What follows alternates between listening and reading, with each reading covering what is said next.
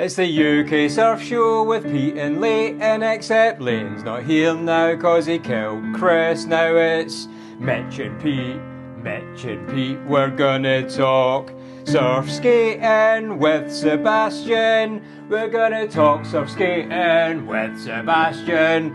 Surf skating with Sebastian. We're gonna talk surf skating with Sebastian. Hello and welcome to the UK Surf Show. We are your hosts. I'm Pete. And I'm not Leighton, I'm Mitch, and I've always wanted to hear you say that live. Yeah, so my guest host today is Mitch The Scottish Surfer. Sure is. And we talk to Sebastian from the SurfSkate Academy, which actually I'm really excited about. He's a really, really good friend of mine. He's my third favourite Uruguayan on earth, and he's insanely knowledgeable when it comes to surfing, skating, and surf skates. Yeah, I mean, like the guy knows, like I said, it's like the Forrest Gump thing. He knows everything there is to know about surf skates. It's frustrating, annoying. Yeah. Like, it's so annoying. yeah. Like asking him questions, and he's just got answers, and he's like so technical with the answers, like about why things work and how that movement reacts and responds to your surfing and little thing. Like he said something in there about like compression, extension, compression, and I was just like, oh man, that makes so much sense because I feel myself doing that all the time, like just doing compression, extension, and then not putting in the next compression. Yeah, definitely. And just that little thing, I think is going to help my surfing massively. Well, it really did. And there's an exercise Seb we'll talk about called the square. It's really simplistic, and it's the one exercise that has progressed my surfing more than anything I've ever done when I've tried to surf train or whatever.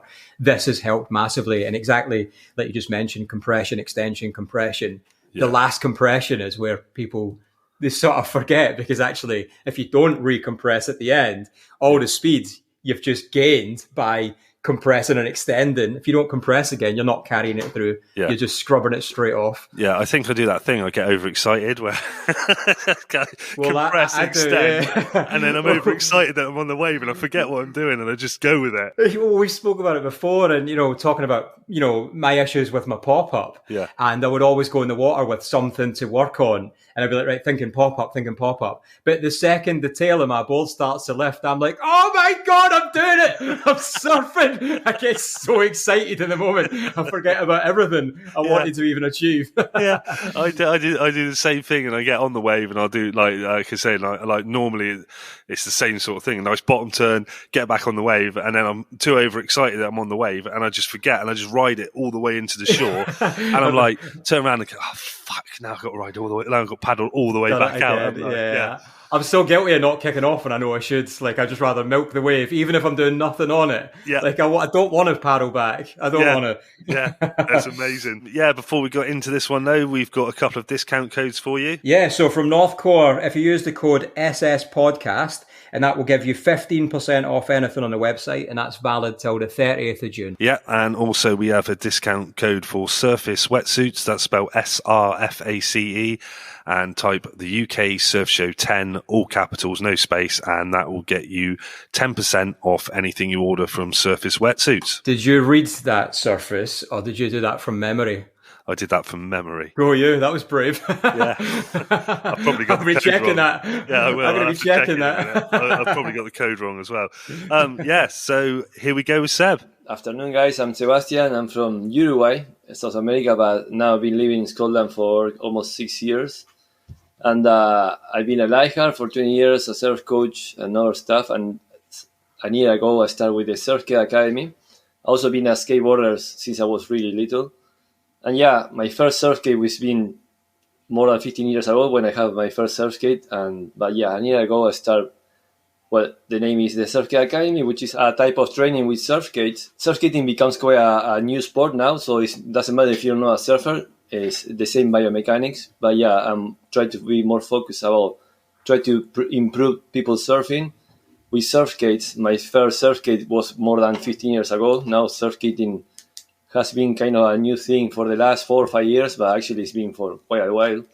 And I've been doing skateboarding since I was really young. And so, the SurfSkate Academy is more about trying to improve people's surfing using surfskating training, and I designed a methodology which looks like people really enjoying it.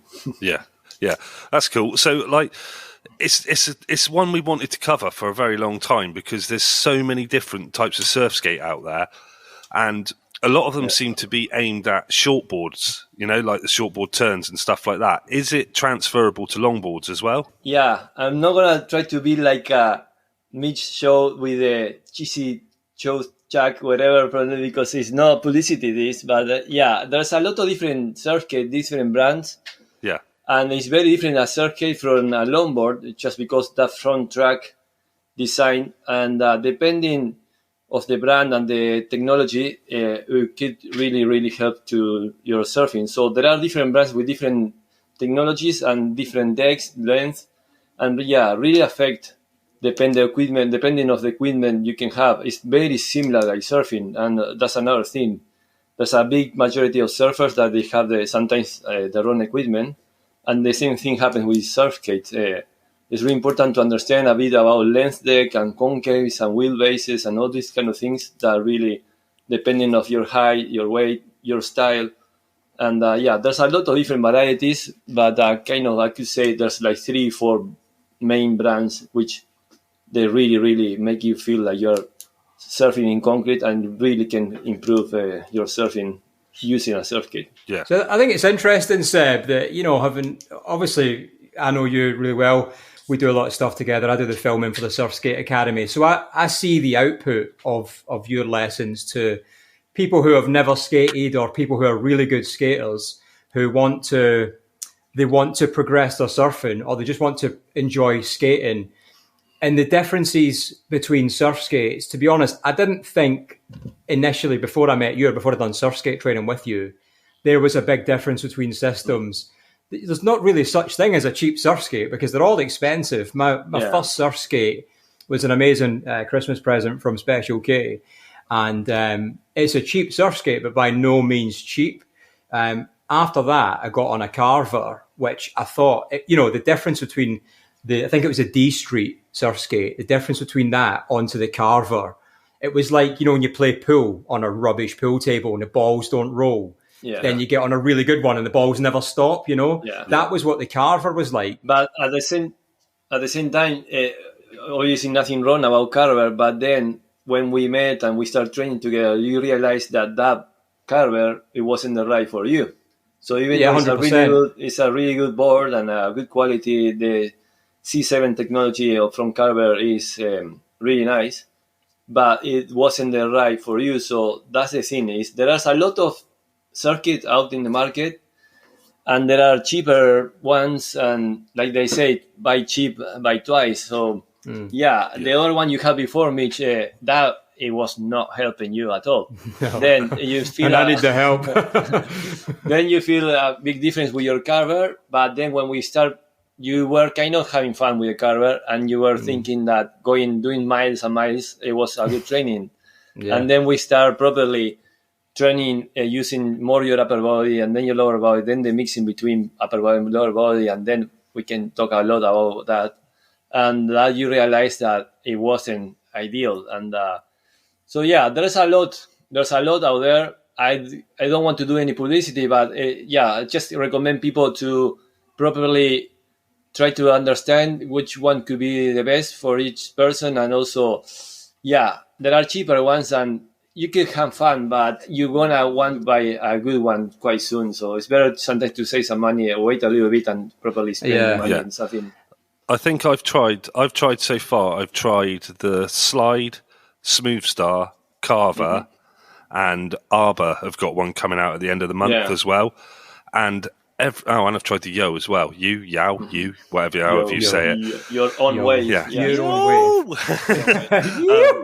So I've tried all of them, and every single one, as you say, reacts differently. Some of them I notice you're turning off the front leg. Some of them you feel it more in the back leg. And I think this is one of the things that would really be good for you to try and explain if you can, is that I think people just think that thing, I'm going to get a surf skate, like you said about Mitch. I've got a Carver surf skate and I think it's going to make me better at surfing, but you're on the wrong board. So how do you get to that point where you're picking the right board and know what you want. I think though, before you answer, Seb, I think it's important to point out as well that there's obviously a difference between if you want a SurfSkate train, as in surf train, or if it's just for fun, for cruising about, then obviously you're going to have a different experience on the equipment you choose, and you might not necessarily need the highest level of equipment. So there's obviously different types of people for different uses. Yeah. So, like you said, you mentioned a few brands like Slide and other ones. And for example, I mentioned Slide because it's quite a big difference with the technology, the front track technology. But it's not just about the front track. For example, if you have a look at my website and my Instagram, whatever, I only work with Yo, and I'm not saying that Smoothstar and Carver and other ones are really good, but it's the whole mix that makes a really good circuit, and that's why I really like Yo. The Meraki system, the front track from Yo, the way that rotates and the angle that it has is really, really good, and the height, it's not just the front track, it's the height of that track, the height of the wheels, the height of the spacers you have between the tracks and the deck, or like Carver have spacers but a lot thinner. If you have a look at your Carver, they have spacers but a lot, so it's not that tall, but that's because of a reason. It's because how the C7 rotates, and because it has a horizontal spring, and Carver is more a vertical spring. So there's a lot of, it's a big mix, it's like very engineering stuff that makes a circuit different than other ones. It's hard to tell because if I only use Slide ones, which are really nice, I'm gonna get used to it, and then when I change to another circuit, I'm gonna feel like quite weird. But then if you just like Mitch, he was very used to his Carver. At the beginning, felt like Yo, like, oh, this is too bubbly, too crazy. Yeah, I don't like it. No. Yeah, but now you love it. Absolutely, now your Carver is like on a side. So. It's still on display on the side. I know. You always want to wear one of my ones, eh? It's true. So, there's a big difference, but then there's kind of like a taboo about Meraki system from Yo. That at the beginning, when Yo was kind of a new brand, it's been more than 6 years that they started, but yeah, kind of 2 years ago, 3, Yo becomes huge. And many people were saying that the Meraki system was more for advanced surf skaters because it was like too bubbly or too many wheel bites, and that's so wrong. And now people just time put that show that that's wrong, and now Yo is huge, and people were saying that it wasn't for beginners. The thing about Yo, because how it rotates, you can have a wheel bite in any kind of surf skate. But if you have the right technique, you will never have a wheel bite. And Mitch, it's been a long time since you have a wheel bite, and you used to have wheel bites. Doesn't matter which surf you have. If you have a good compression in your front foot and the good extension in your front arm, which your front arm is super important in surfing and surf skating, and not many people put much attention on your front arm. If your front arm is a bit more extended, there's not going to be too much weight on your front foot. There's always had to be good weight on your front foot, always in surfing. But if you have weight on your front foot and a compressed upper body, your front arm is quite not extended. That's how you can have a wheel bite. It's quite hard to explain like it is here, but if you have that, if you use properly that front arm, that front shoulder, front elbow, a bit more extended, you will have the same weight. Mitch, you're around 80 kilos, but it's not the same if all your 80 kilos is on top of the board, or if you have the extension of your arms, and part of those 80 kilos, maybe 6 kilos, 7 kilos from your left arm is extended off the rail, and that will avoid the wheel bite. So that's when many people start realizing and getting better on technique. And then when you stop having wheel bites because your technique is better, something like Yo or Smoothstar, it changed your life.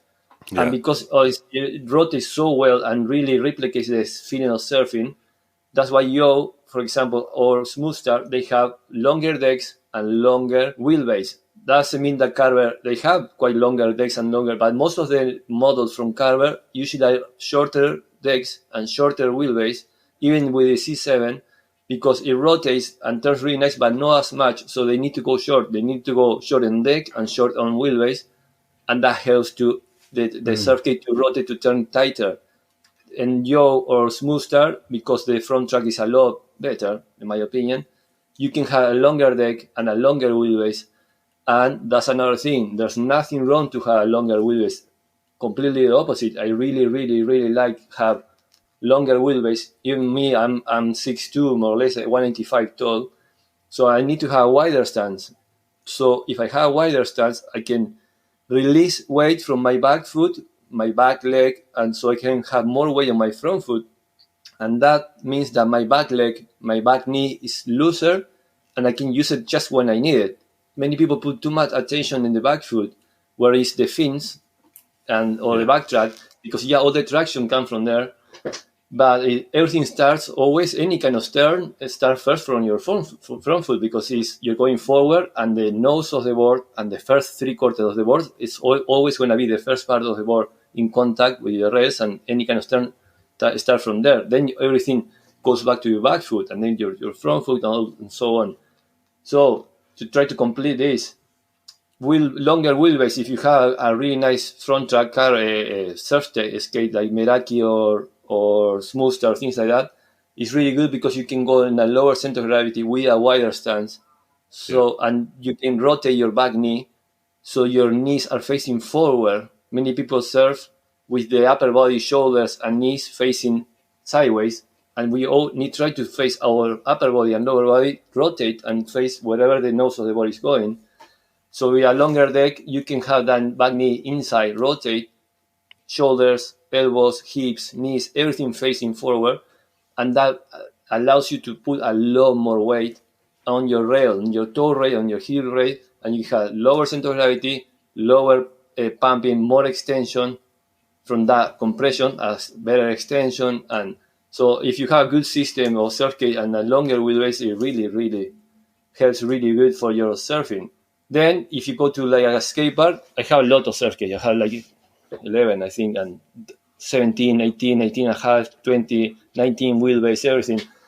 So I'm lucky. So I can, when I go to skate park, for example, I go lower, a bit shorter wheelbase, because even though if a skate park is quite a small ramp, the same like surfing. If I'm gonna surf smaller waves, it's better to have a shorter board, less contact with the water, easier to turn in the pocket in a smaller wave. Bigger waves, bigger board, you have more space to play around, more room, and that's it's so similar like surfing. And there's no magic board in surfing, there's no magic board in surfskating. It will be great if you have 2 SurfSkates, but just to complete a longer wheelbase and a longer deck, it really helps to your surfing. And many people sometimes have shorter wheelbase, shorter decks, a stance more compressed. That's not realistic for your surfing. And it will turn easier, because shorter wheelbase just make you turn easier, but it's not doing any favors if you want to train your surfing.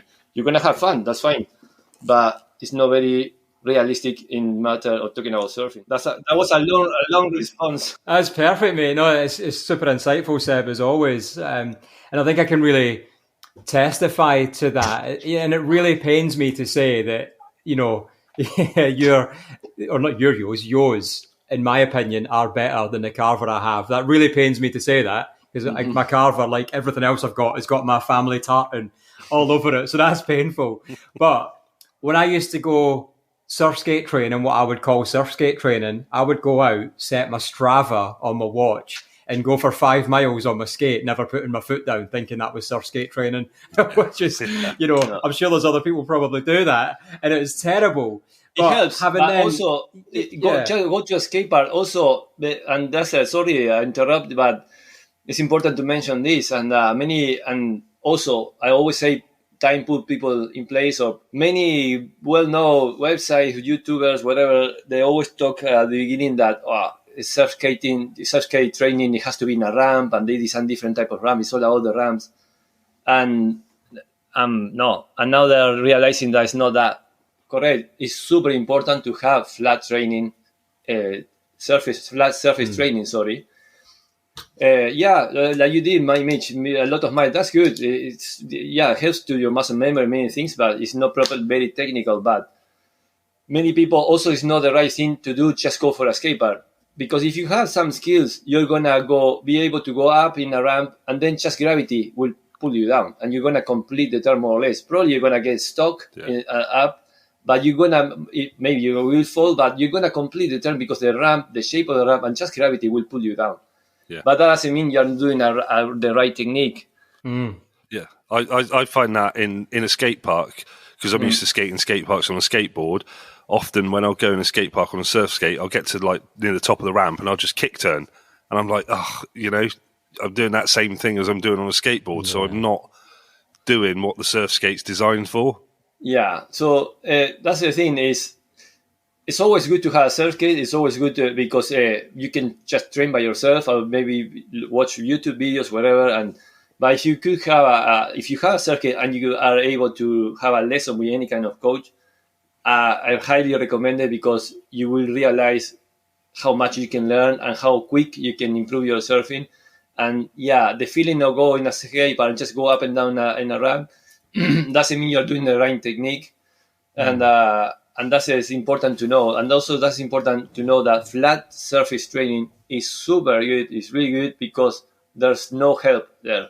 On a ramp, you can have gravity help. The gravity will pull you down. You more or less, you're going to be able, if you have some skill and some courage, you will be able to just do a turn. But doesn't mean you're doing the right way. Or you're coming off with speed. It's just, you're going to get some speed because the gravity is pushing you down. But flat surface training doesn't do any favors, and you need to learn the rate-to-rate surfing, the upper body pushing and pulling, looking and facing and leaning on the race, all these kind of things. And then when you go to a skate park, having that muscle memory already, understanding the biomechanics, I can assure you that you will feel the skate park and the circuit under your feet a lot better. And so there's a lot to do. It's super interesting. When it's slow and flat, actually, the feedback, looking back when we started doing it, is instant, because although it feels weird being very slow, but very deliberate, actually, if you get it wrong, or more so when you get it right, is then when we do the square training,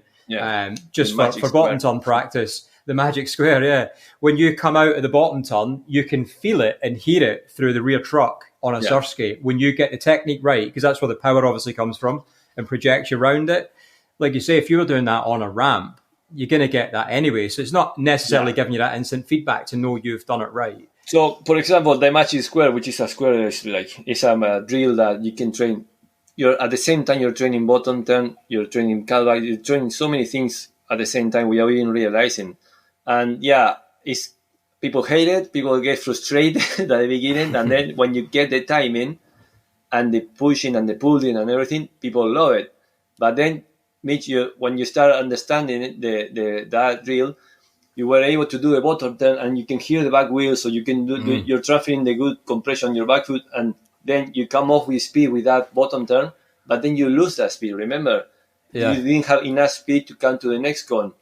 Just to a quick introduction about that exercise, it's a square, but you need to start very slow. You have to generate the speed, and then it's a 45 degrees turn, not proper tight turn, but that helps you to go to the next cone, You can do run around the square, and then if you start doing better, I can make it wider and wider. And that's really adjust your timing, the compression, extension, looking first, pulling, and then after that bottom turn, you were losing the speed, because it's something that many surf coaches talk about, and there's something missing. They talk a lot about compression, extension. Perfect, that's fine, but they're missing one step. It's compression, extension, and compression, extension, compression. You always need to end up in a compression position. So all that power, all that pump you produce goes again to your front foot, and your upper body goes everything forward, and you come off with speed with that turn. Many people are able in surfing and surf skating to get speed, to pump, and maybe do a turn, and then sink. It just lose all the speed. They try to do turns and come off with speed with that turn and to go the next one. That will give you flow. You will save time. You're going to start having a lower center of gravity. You're going to look at the face of the wave with a different eyes, with more time. You're going to save time in your head. Your pumping is going to be more effective. And that's super important in surfing. To save time, no? Yeah, see, I find that with longboarding as well. So I'd drop in on a wave, do a big bottom turn, and then come back up, and I'd be losing that speed straight away as I'm coming back up. So, is it that big though, Pete? It's massive waves I'm surfing. You've seen it. Yeah, fair one. Yeah. No. Probably what happens there, you were dropping in, compressing, and then extending a little bit to get that release, that disengage that rail and just go up in the face. But then if you extend the body for too long, you lose that speed. Yeah. And you need to compress again the board. Yeah. So, you know, this exercise, the square exercise, I swear down, is the single exercise that has progressed my surfing more than anything. And not just because I don't always necessarily, I can't always do it, but I understand what I have to do. That's which is the first step, right? Yeah, it's the first step. Yeah, so understand it. Then there's the muscle memory of taking that in the water. But what that bottom turn training has done for me is, I remember the first time we went in surf set and actually done a proper bottom turn as opposed to just angling my takeoff and bombing along a wave and not really doing anything. Before that, I was never really then able to make the next section of a wave. So all I was doing was hanging on, you know, near the shoulder, just chasing down, but not actually getting anywhere. The bottom turn gave me so much speed out at the bottom. I was able to chase down the next section, but the secondary effect to that was then I've been forced to read the sections. I'm reading down the line, which so I've never done time. before. That's what I mean. You save time because you have a more effective pump, a more effective bottom turn from coming from more lower center of gravity, and because it's more effective at that extension, then compression, so you get more speed for the same movement, the same amount of space in the wave. Is more effective, and you're starting like saving time. You have more time to think, to read the wave, and then you are able to react quicker, and then you can get through sections that before you couldn't, because your next bottom turn and your next span, everything's going to be more effective. And that open your mind. You say, I can do this. I actually can do it, and that's when your surfing really quick and improve. Yeah, as you're saying that, you know, I'm thinking of like myself surfing. And I often do that. I do the bottom turn, I'm compressed, I turn around, I come back up the face of the wave, I extend, and then I often stay in that extended position and just end up either extended and just taking that wave then as long as it will take me, or just coming off the wave because I've been extended too long. And it is, I do compression extension and I don't hit the next compression. And so that bit then, it's just made my mind go like, pooh. Like, so, I need to go for a surf right now. So that also, once you have it's important to compress, extend all the time. Every time a group of muscle, when you're extending a group of muscle, the other one is relaxing. When you're compressing a group of muscle, the other one is relaxing, all that. So you're kind of saving energy as well. And if you have a overextension, once your legs are overextended, your knees get locked, and it's really hard to unlock them. So that just takes time, and that time is too much in the wave. Yeah. So that's why it's important to compress, extend, and compress right away, and looking down the line. So if you look first wherever you want to go, that will help you to compress. If you use your front arm as a leading arm, your front arm works together with your front leg always. And that extension of your front arm will make put more weight on your front leg, because if you extend your front arm and try to take the line with your front arm, and you at the same time you put your front leg, it is straight and locked, that will feel absolutely awkward. You're not going to do it. So it's kind of a reaction, a normal reaction. Your body, you will bend that front knee and so on.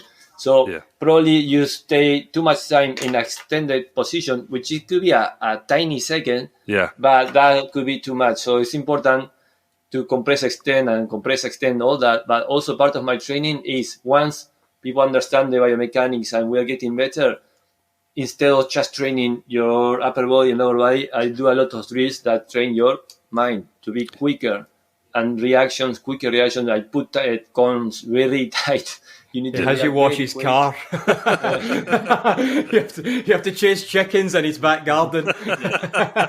So it's not just about to be good on top of the board. Then we start training your mind, your head, to be quick on the decisions you need to take and all these things. But again, when you improve with your surfing, your pumping, your bottom turn, you will get a lot more time in your head because everything's going to be more effective. So what was maybe a way that for you was a closeout, something Mitch always get annoyed sometimes when we go surfing and sometimes they just see a way and it's like, it's a closeout. For me, it's like, oh yeah, give it to me. And then it ends up being a barrel or whatever.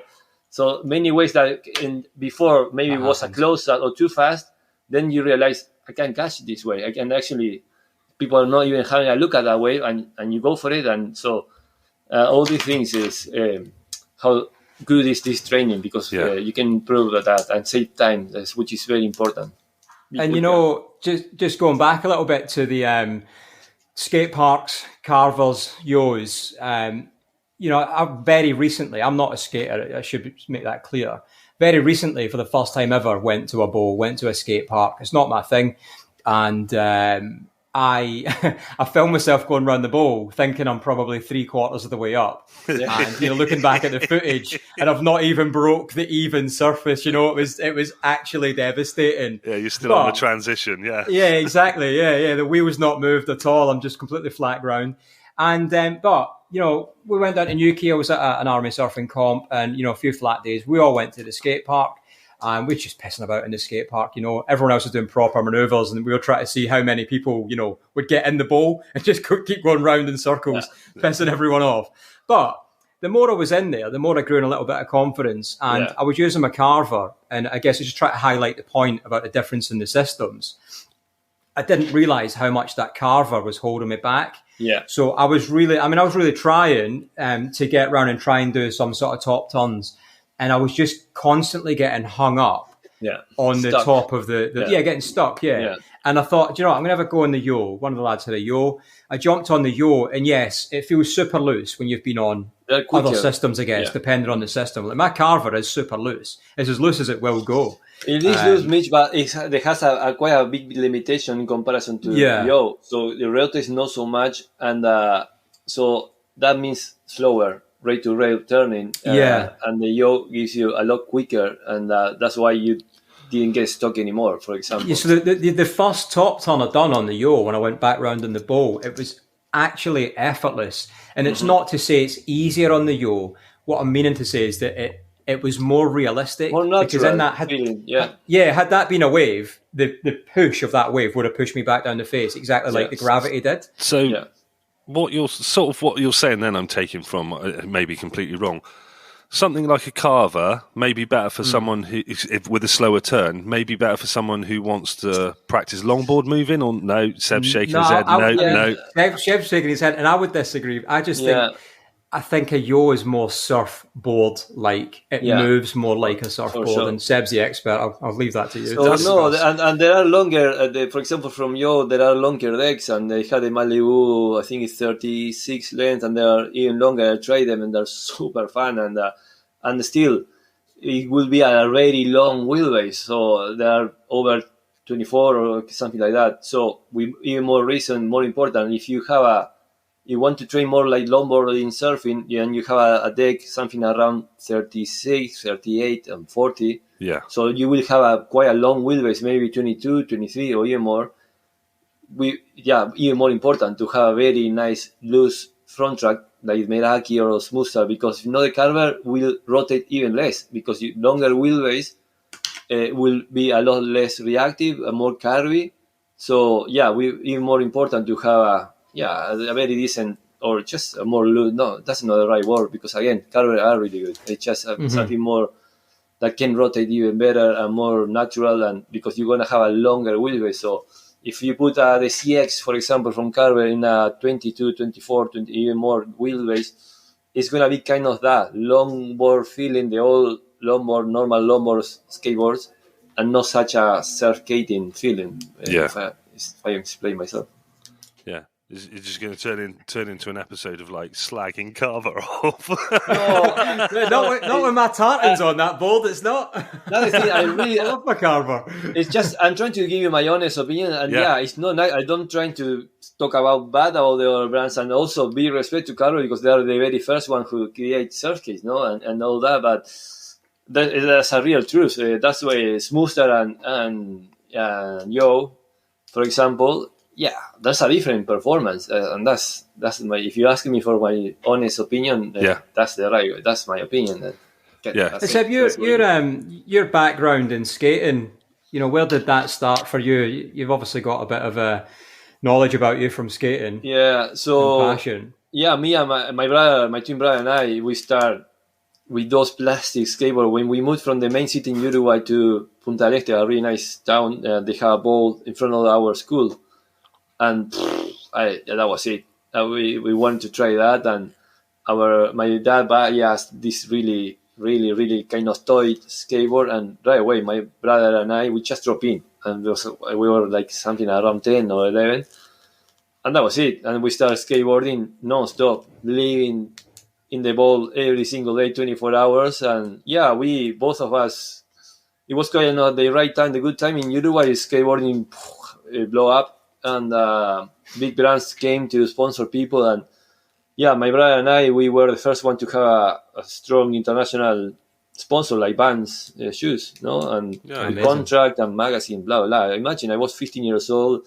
All the pros guys, we have signing contracts, and they were paying for my contest, taking me to Argentina, whatever. So yeah, the motivation was super high up, and for many years we skateboard a lot, and yeah, win contests, magazines, all the things. But then there was in 2001, there was a big economic crisis in Latin America, South America. And so Uruguay is a very small country, and all these kind of things like skateboards are all imported. We have our own currency, peso uruguayo, but all the imported things are in dollars. And then with that economic crisis, the dollar from next day went to 2 or 3 times the price. So, for example, a skateboard was like $100 or 2,000 pesos uruguayos, and next day it was 3 times more expensive. Yeah. So it was like that. So in just a couple of months, skateboarding disappeared. All these expensive, and I have everything for free. I have sponsored like skate shops, so I have everything for free or whatever. But then I start, all the search, everything closed. It was horrible, and I had to stop it because I couldn't afford it. That was it. And then that's when I went surfing. I started surfing quite late, in my 18 years old. When I was 18, I lost my job because of the crisis. I started working when I was a kid, really young.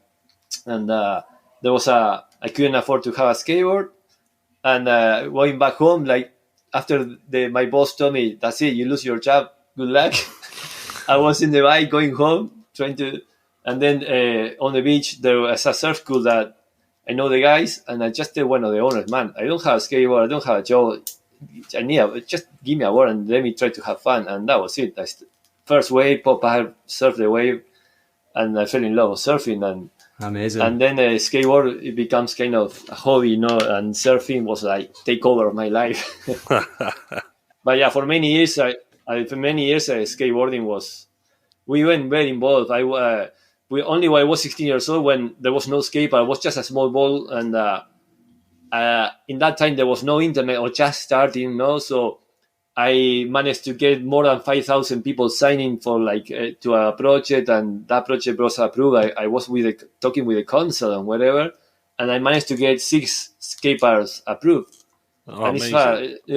And then the government changed, so all that project went, who knows, nobody cared about it.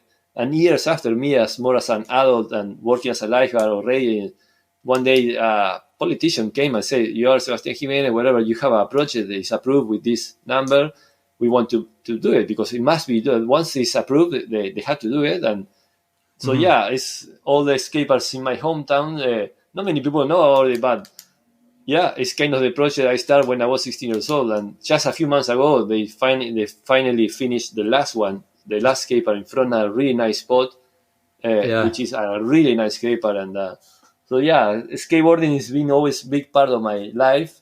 Then it was on hold for a few years. I became a lifeguard, and I couldn't risk it to have a big injury because I lose the season. And I just skateboarded 1,000 times, and then it's crazy how everything. I always have skateboard in my mind, and then a few years back, I always wanted to start with the SurfSkate Academy, and I was just about to start when the pandemic happens, and I had to slow everything down. Yeah. And as soon as the first lockdown, I was able to do coaching with distance and no more than 15 people, something like I can remember. That's it. I just said, I'm going to start this because I love it. I know it's going to work. People are going to like it. And also I knew that people were aware of the benefits of surf skating. Having fun, but no, you can use it properly as like a tool for training. And since I started, it's been mental. growing and growing and growing, and people really liking it. And today I have 19 people today. That's brilliant. So I think one of the things you're saying about surf skating and the benefits of it, I think a lot of people think, oh right, I've got a 6'2", this is my board, I've got a whatever size board you've got, and they think, right, I want the right surf skate for this board, and think it's going to mimic exactly, if I can get good on this surf skate, I'm going to be better on my surfboard.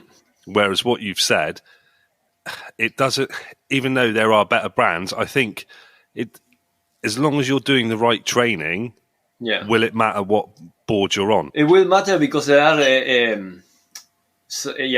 well, so for example, when somebody comes with a carver, I need to kind of adjust my training a little bit. I cannot push that hard that person on the rails. I need to put the cones a bit more space in between and things like that.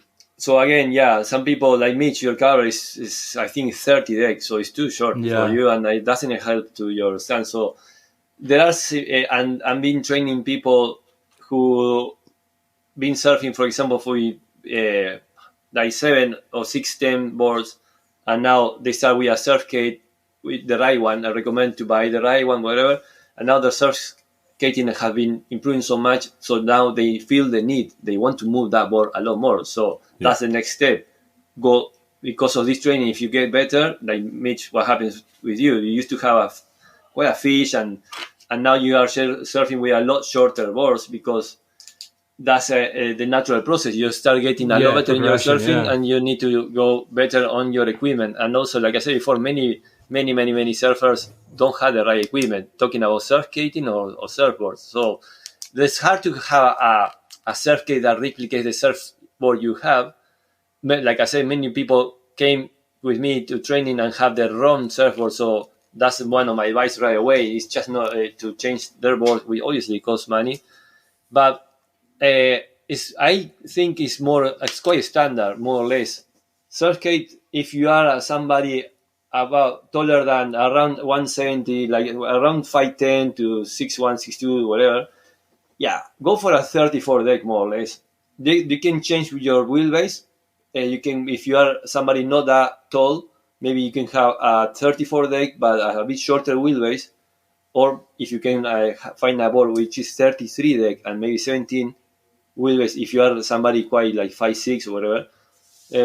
But go for please don't buy a short deck, because you're gonna feel it's easier to move the circuit, but it's not gonna give you any favors. You're gonna create bad habits because your stance is gonna be shorter than normal than your surfboard, and it's gonna be a problem there between your surfing on top of the board and your surf skating. I don't know if that can answer the question. Yeah, that's the exact mistake I made, and it's probably like a lot of people who, if you start surfing later in life, like I did, you kind of get it in your head that, well, if I can surf the shortest equipment on earth, then I can do it on anything, which is what I tried to do. And clearly I was proven wrong quite quickly. And I've done the exact same thing on a surf skate. I got buying the short one because that's cool, without actually understanding what it was I wanted to do with it. And there's obviously a lot of thought process into that. But at the time I wanted to surf train, and I thought I was doing surf training. Clearly I wasn't. Now I know completely different, but I also know that carver, as much as I love it, is holding me back in the turns. But it's an expensive hobby. It's not cheap. So to have that advice out there and readily available, I think is amazing. And I think, Seb, you've just turned a nice milestone recently with the SurfSkate Academy. Is that right? So just what days today? Like 5 days ago, it was the anniversary of the SurfSkate Academy, and it's incredible to just look back, and it's just how many things I did in 1 year, and it's such a nice feeling because start a business is not my home country here, not my language, how people really liking it, and it's been non-stop. Like I said, growing, and now people it's non-stop emails or. There's people coming from London, from Manchester, from Bristol, from all the islands around Scotland, from Dundee, from Aberdeen, from It's because they know crazy. you know me and they're hoping they'll get to meet me. That's all it is. They'll have to pay the 30 quid. So it's crazy. Obviously, these people who come from London, which have quite a lot, obviously they take the chance to spend the weekend here, and just not just kind of 100% for me, but it's kind of, they told me it's the motivation to come, and they kind of organize a weekend off just to hear the lessons and then enjoy Embra, whatever. So it's been amazing, and all the things I've been done. The SurfSkate Academy was a sponsor one of the Scottish Surfer event, the university contest, and that was huge and amazing. See my logo next to Red Bull and next to brands like Surface, Wetsuit, things like that. It's kind of wow, and it's been great. And I started working with Embra University for more than 8 months, the surf club, and now I start working with primary schools like today. Had 2 groups of 8 kids, and I'm gonna start working with Glasgow University in September as well, and potentially Aberdeen, Dundee universities, and some more schools or universities, and it's amazing. And it's also, with the kids today, any of them, they try skateboarding, but they never try surf skating, and they absolutely love it. And it's nice to, have an excuse to be outside, and there's kids in the same school that they didn't know each other, and they socialize. And so it's amazing. It's really good. I was going to say on that, so is all your courses and classes, people have to come to you, or can you do them remotely as well? That's the next step. The truth is, I didn't have enough time yet. It's just, I've been non-stop. I already started with a girl from Canada. I've been doing online coaching for a guy from New Zealand. He's a surf coach, but he wants to learn surf skating coaching. New Zealand, Canada. Who else? One from Australia. But it's not like I don't have enough time yet. But that's one of the next part of my project is just to do kind of tutorials. And I have a YouTube channel, and then my YouTube channel, I don't post all the videos I put on my Instagram. The YouTube channel is more like the more tutorial ones. So yes, a lot of people have been asking me that, like a lot. It's just I don't have enough time. It's just you need to get a nice friend with a nice camera, or film it all for you. And who would do that? I saw the little video the other day that he put together for the anniversary, and that was a very nice surprise. I wasn't aware of that at all. It was between Mitch and my wife, and then my wife told me, you need to connect the computer to the TV, and I was kind of grumpy because I hate do all this connection. I was like, what? And then Mitch called me, and then I was like, what? Because I wanted to. I was kind of planning to do a post about a video or something about the anniversary, but the truth is, I just been non-stop. I didn't have time. For context, I realised on Saturday at time of filming this or recording this, that it was the 1 year anniversary of when the SurfSkate Academy went live. And I knew Seb was coaching and was busy, and I knew it just wasn't able to put any content out. So I kind of ran round on the Saturday to just do something, and I made a nice video, and I just got loads of the students of the SurfSkate Academy to send like a well-wishing message. And I was trying to get Seb's wife, Laura, to send a video as well. It was like the final bit of the clip. That's what I wanted, was Laura saying something. But Laura couldn't get rid of Seba all day. She couldn't get rid of him to make this video. I was outside working. I was more like working at home. I was like, do it in the toilet, do it anywhere. And anyway, she finally sent me something, and I sent her a message back saying, I'll tell you what, if he doesn't cry when he sees your bit, then I'm going to be raging. And when we set it all up, and I done a Zoom call with Seb, and he saw the video, like no idea what was going on. We just hit play, and it went on.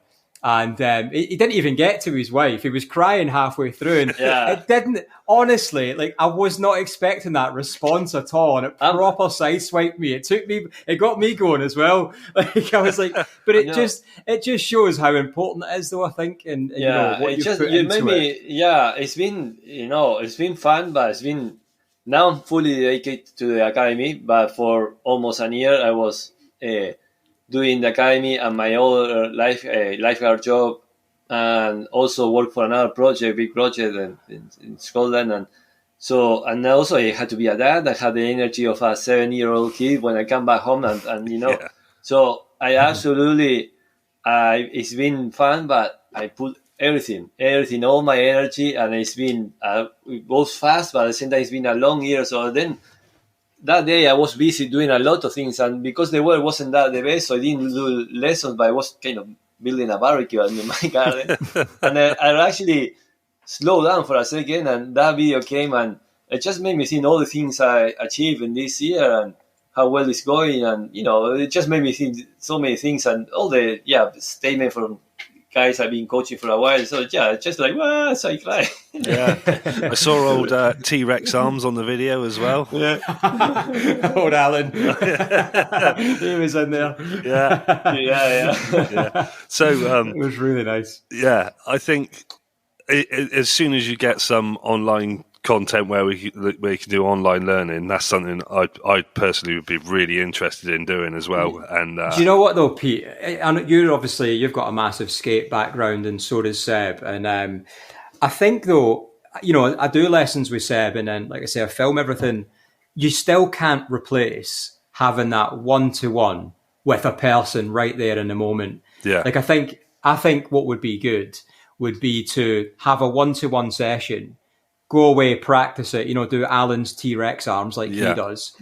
Film yourself doing your T-Rex arms, send it back and get the feedback like that. It's obviously difficult to go around a skate park or whatever it is and get live feedback. So whilst, yes, people can go look at all the footage that me and Seb put together and put out, but you still can't replace somebody telling you instant feedback on what you're doing. I don't think you got. It's still better than nothing, and I will do it. And if in my YouTube channel there are some clips that we did with Mitch, more like that was the idea, more tutorial.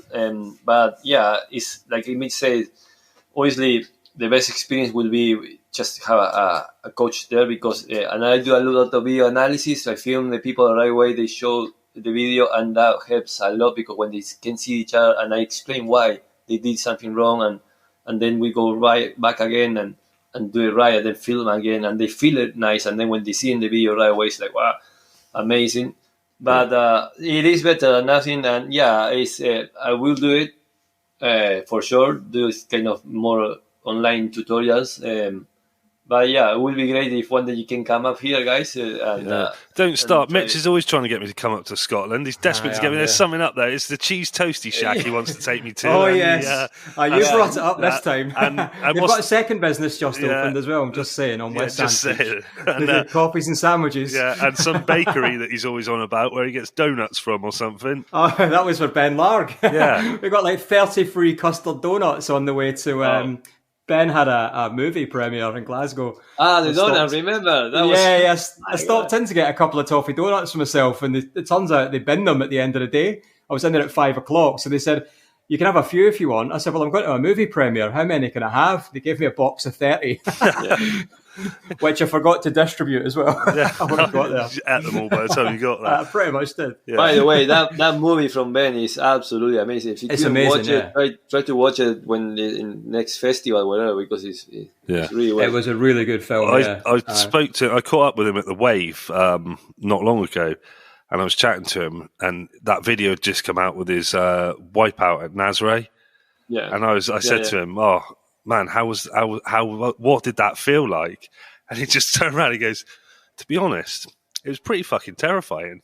It's just like, what's interesting was when we saw him at the Wave that day, Pete. Yeah. He'd just come out of the water, and he showed us that video and asked him how that compares to surfing the wave. And he said, honestly, Nazare was easy in comparison. He got absolutely battered at the wave. So he'd just come off a 74-foot wave. He was surfing the wave and getting smashed and pinned to the floor. That's the things about surfing. Sometimes you get an injury or a bad accident in a 2-foot wave, and maybe you survive it. I don't know. It's crazy. Yeah. And Seb, I was wanting to ask you, in terms of ability for people who turn up for lessons, you obviously have a varying ability of people that turn up, but for people who have been on a skateboard but never been on a surf skate, or vice versa, or people who have just never been on a skateboard, I guess 2 questions. One, which type of skate is harder to get on if you've never been on any? Which is easier to learn, a surf skate or a skateboard? And 2, is it really difficult to train someone who's never been on a skateboard or a surf skate? So no, like I said before, now surf skating becomes like a new sport, and so we have a lot of beginners which never touch a skateboard, a surfboard, a snowboard, a windsurf, anything similar, and they're complete beginners. And with the right coaching, all the drills I design is we're going in a very very safe way, step by step, and that's absolutely fine. There's a clip on my Instagram. You can see David is a guy who really nice guy, and he contacted me. He wanted to try longboarding, and then I introduced surf skating, and that was one of those. He never ever had any experience or any of these kind of sports. And if you look at the whole video, it's kind of like 5 minutes long, you will see how he was a proper beginner, and now he's smashing it. He's doing so well. So to answer that question, no. If with the right step and the right coaching, the correct drills, people it's even better beginners because they don't have any bad habits, and bad habits are not impossible, but they take time to fix. So and then the comparison between a normal skateboard and surfskate are a lot easier. Skateboards are a lot more stiff. No, yeah, you I need can't to go on do a the skateboard tic-tac. anymore.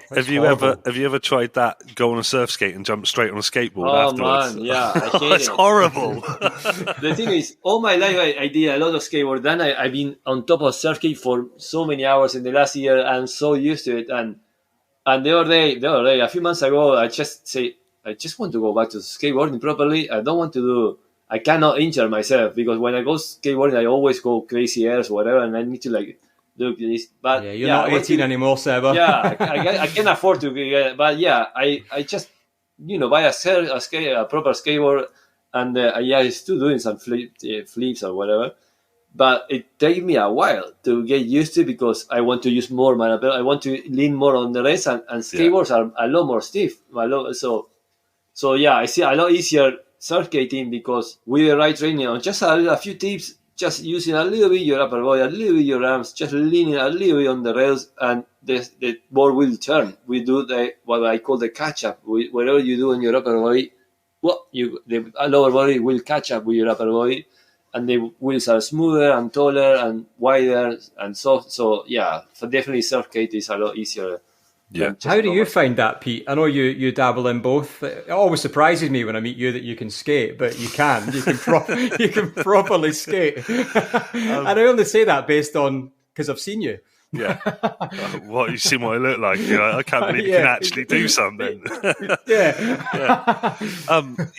No, I find like I said, like I've at the Surf Expo we were at in Bristol, and I was like cruising around there on a surf skate, and then I jumped on my skateboard, and I felt like my legs were going to snap. Like it was like, like really stiff all of a sudden. Rigid. Yeah, I think, to be honest, like Seb said, the skateboarding is a lot more difficult because it's so stiff and rigid. Even if you have really loose trucks on a skateboard, it's nothing compared to a surf skate. No, nothing. And I mean, my surf skate is like, I've got the Smooth Star, and it's super loose. Like, oh, they're dangerous. Yeah. So I just love it really loose, and everyone that goes on it was like, "Whoa, this is well loose." Like, freaks out a bit. But yeah, I think skateboarding is definitely harder, but like Seb was saying, it's completely right. It is a completely different thing now. Even though they're the same sort of things, you can't compare them at all because they are so different. The way everything, even down to the way you move. Like you turn on a skateboard, you move your upper body, but you don't throw your body around anywhere near as much as you do on a surf skate. So they're completely different, and they are. The difference is because I also, sorry to interrupt, but I always try to explain that with all the people are trained, and then if you get in a higher level, we can disengage the wheels from the ground. But on circuit, the idea is always 4 wheels on the ground, and that's a really strong advice to everybody who's here and listening. Is always 4 wheels on the ground, at least at the beginning, so you can go rail to rail and get used to it. And a skateboard, you need to turning. You can lean on your race and the board will turn, but not as much as a skateboard, as a surf skate. So you need to do the tic-tacking, you need to put more weight on your back foot and popping up the front track. And so that makes it a lot harder.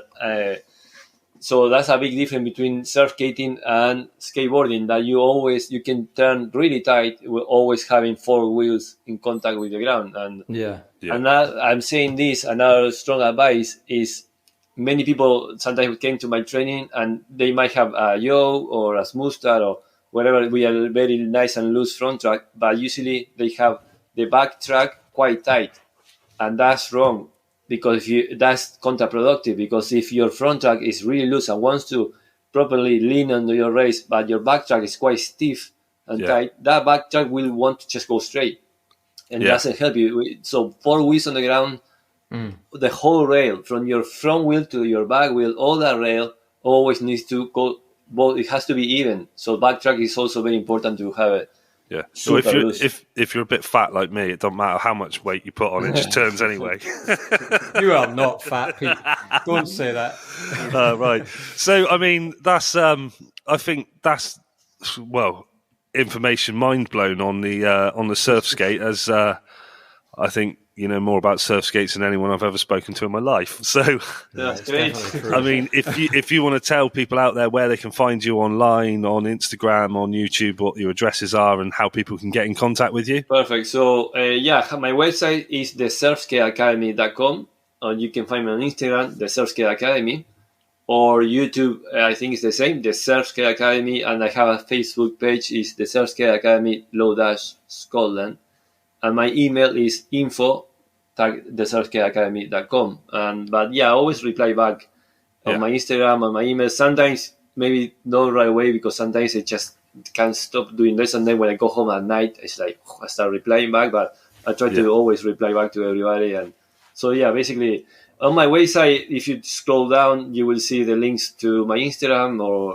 The SurfSkate Academy. Search online and you will find me, and the same in Instagram or social media.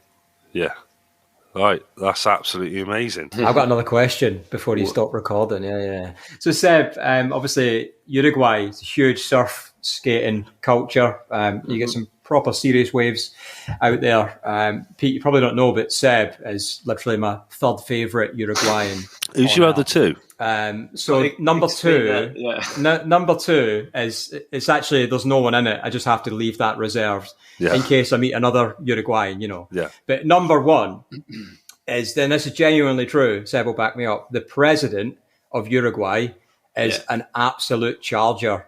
And I don't mean like some little pony surfer. I mean, this guy, I've seen him in double overhead, like crazy heavy waves. This guy charges. Yeah. Back me up, Seb. Is that right? No, it's actually a really good surfer. And you can see photos in Indonesia just having decent battles. And I surf with a guy. I know a friend of him, it just not for no reason. It's just the guy is more from the main city, but I saw we've been in the water surfing together many times. It's just whatever. But he's a actual proper decent surfer. So you just imagine important, conferences and meetings. And where's the president gone? He's out of office, is on. he's out in the water in 2 foot slop. Yeah, it's legend. That's a man that gets stuff done. Yeah, definitely. Yeah, cheers for that, Seb. That was super insightful, and your level of knowledge is insane. Yeah, it's, as I say, he's. I can't even put it into words. The guy's got so much knowledge, and you could just tell by the way he was speaking. Like, for English, I know he's speaking English in Scotland, so he's going to have a bit of trouble with you lot there. I have trouble myself. Never mind. So no, I mean, like, English isn't his first language, but like the way he was able to explain the things that happen in the board, and with the movements and what's going on, it's just like phenomenal amount of, as you say, knowledge. He's a very intelligent and a very intelligent guy, and he really puts his point across really intellectually, I think. It always baffles me that he struggles. He'll tell me he struggles with his English, and I listen to him and hear him, and I'm like, there's nothing wrong. Like, you're so articulate. It's like, I'm not that articulate, and this is my first language. Yeah. And I know from, speaking to him from the years that I've known him, the reason that he's so technical is, and I guess that means I've got no excuse, but the fact that he started surfing so late in life, having been, a high level van sponsored skater with his twin brother, is that when he then got into surfing, like, he really understood the technical aspects already of how to achieve these maneuvers. But he took the time to look at everyone else doing it, what they were doing wrong, more so, but apply that to himself. And I think a good example of that is the way the guy, like, we didn't actually speak much about surfing. We spoke a lot about SurfSkates, but the way he surfs in the water, and forget the surfing, the paddling alone. Like, if you can paddle like a machine, like, most of the battles are already done. And I've never known anyone that can, like, it's like he's on a foamy all the time. I try and keep up with him and I can't. Like, he chases down the lineup like nothing else. And something I see it all the time when we surf together, actually, is that he tends not to let waves go by, and if people don't catch waves, he will be in a position, even if it's from miles away, to then get on a wave that somebody's missed, which he can milk a nothing wave into something epic. And actually see from the other side of the person or individual that's missed that wave, I see them get so annoyed, so angry that they've missed the wave, but they think they've missed the wave because he's taken the wave. Yeah. And I think people, they try and play on that. And they're like, it's your fault I missed that wave. Well, no, you missed that wave already. He's just picked up the slops that you couldn't get on. But going back to the technical aspect, it's that ability. Like, I try and paddle like he paddles, and I don't get what he's doing different. Yeah. It's nuts. It's frustrating, Yeah, no, you see that. You see someone paddling really well, and you try and, like, mimic that movement or mimic what they're doing, and you can't do it. You can't do it the same for some reason. And it's like working with Alan and stuff, through the Adrenaline Athlete and stuff, like that improved my paddling massively. Yeah. And I don't know if it's like, you've got to work at it. There's no way it can just be that natural talent to be that good. I think understanding it is probably a massive key, as well as the physical aspect. There's one thing going and just doing it, but if you understand what it is you're doing and what you're trying to achieve and the technical aspects of it, I think that's going to go a long way. And I think that's where I think that's his point of difference. And, there's obviously a lot of good surf coaches out there. There's a lot of good skate coaches. There's a lot of people who can skate well. A lot of people can surf well, and they do both together. But it's another thing it's one thing being able to do all that, and it's another thing being able to teach it. Yeah. I think I always use the Simon Cowell analogy, like Simon Cowell can't sing, but he knows what he's on about. He's the one that people want the information of. So you don't have to be able to teach, but Seb can, and it goes a long way. And the way, when I see him on lessons with kids, on older people, on people who've never skated, just his way that he's able to gauge his audience, and tailor the lesson to that individual, even if it's the same lesson he's done 100 times before, it is so individualized to that person. And I think he is the point of difference with that technical aspect. I'm not sure there's a lot of people that could bring the same to the table, in my opinion, as he does. Yeah. I think that came across really clearly. You can tell, as I've said it like 5 times already, but how much knowledge he has, even down to the individual boards and how they move and how that's going to affect you and what's going to be different and stuff like that. And I don't want to really slag off Carver boards or anything, because I've not really used one that much to see what it's like or see the difference. Yeah. But I know a lot of people use them and absolutely love them. But the way he was describing the movement and the truck distance and everything like that, it was like, oh, right, okay, that makes a difference. And going on different surf skates, I have noticed that difference in every single one moves differently. And I mean, I've got a long wheel-based Smooth Star, and I notice it really does flow when you turn on it. Even though I've got that I've got what he said don't do. I've got the front truck really loose, and I think the back one's still quite tight. But it does really flow and really move a lot more like you're surfing like and another thing. Yeah. Well, I do use this. We discussed that I have still got a Carver, and don't get me wrong, I love the Carver. I really love it.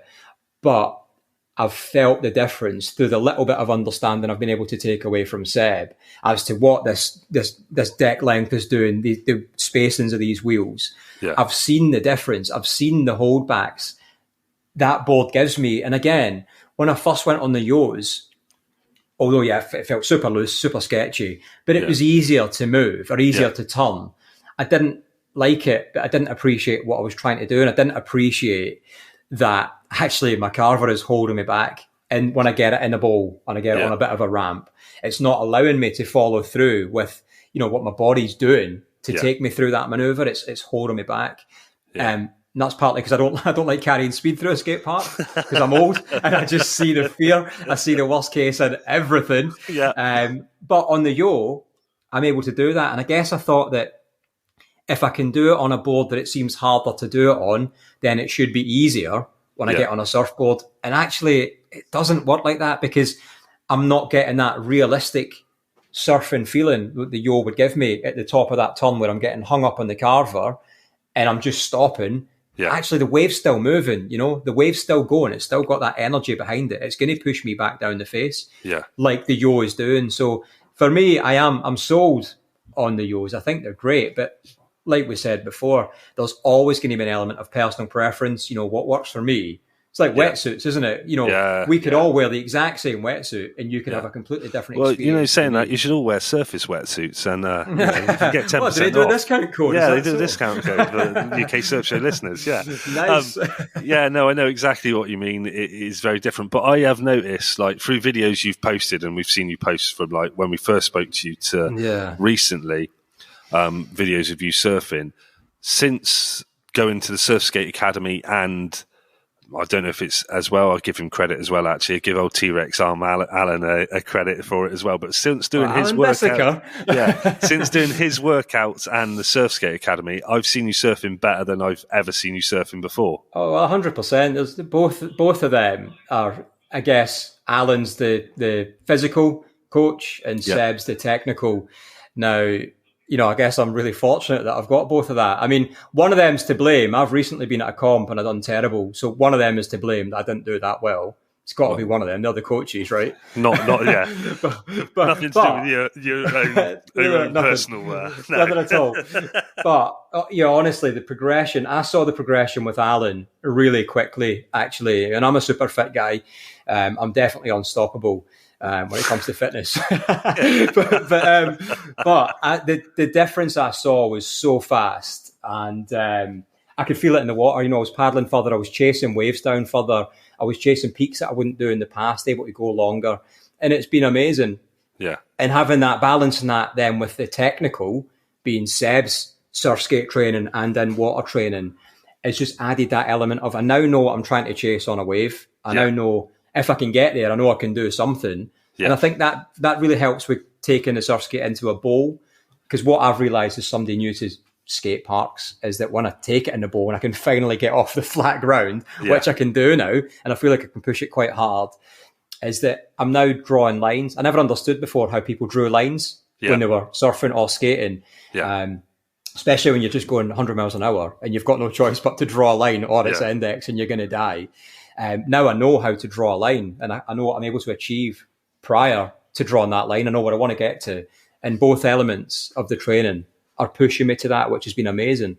Yeah. I mean, as we say, go and check the guy out online. He's got so much information and everything there. And if you can get up to Scotland and go and have a lesson with him, I think it would benefit everyone massively. 100%. You might even get a chance to meet Mitch without having to pay the £30 admission fee. It's going to double by then.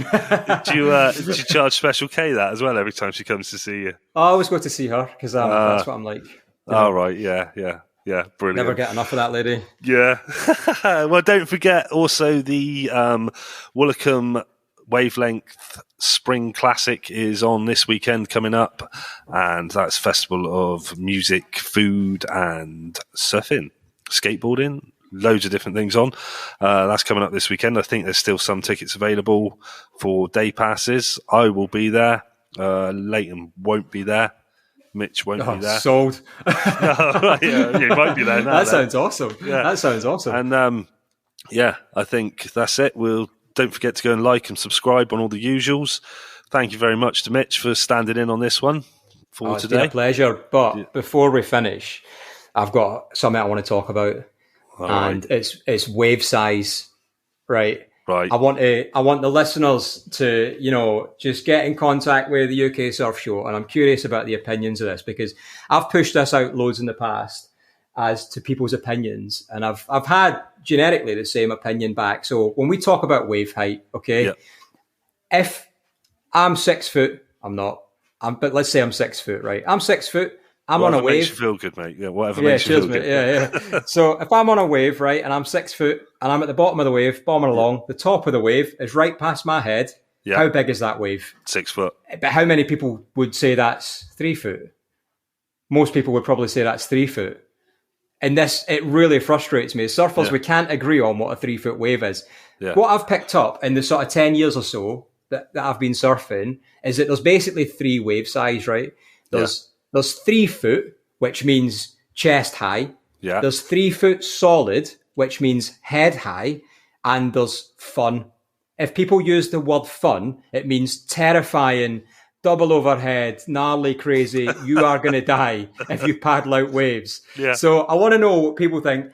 6 foot surfer, the wave's the size of that person's head. How big is that wave? I would say if you're on the wave and it's at your head height and you're standing up straight and you're 6 foot tall, that wave's 6 foot. Definitely. But it's all to do with the drop of the wave, and people get too technical about it. They do. Who cares about the back of the wave? You're not going to surf the back of the wave. Yeah. So ignore it, and you can't see it. Yeah. So why are you measuring it? It's pointless. That's it. So yeah, I know it's one that can. I trust you to come on and open up a can of worms, isn't it? Eh? Totally. So let's get answers to Leighton. Mobile number is 07. I know he'll listen to this and his arse would have just gone. Can't believe you let it play.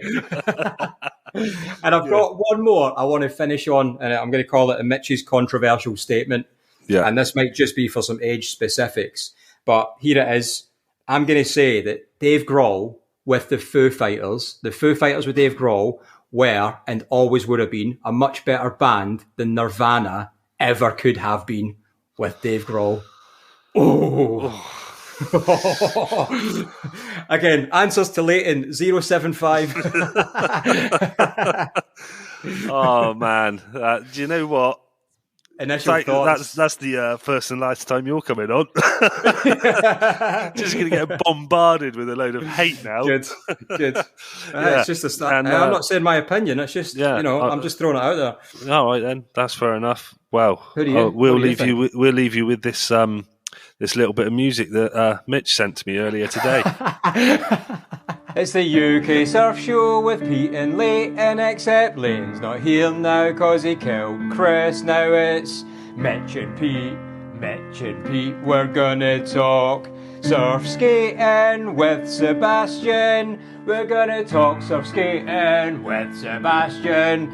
Surf skating with Sebastian. We're gonna talk surf skating with Sebastian.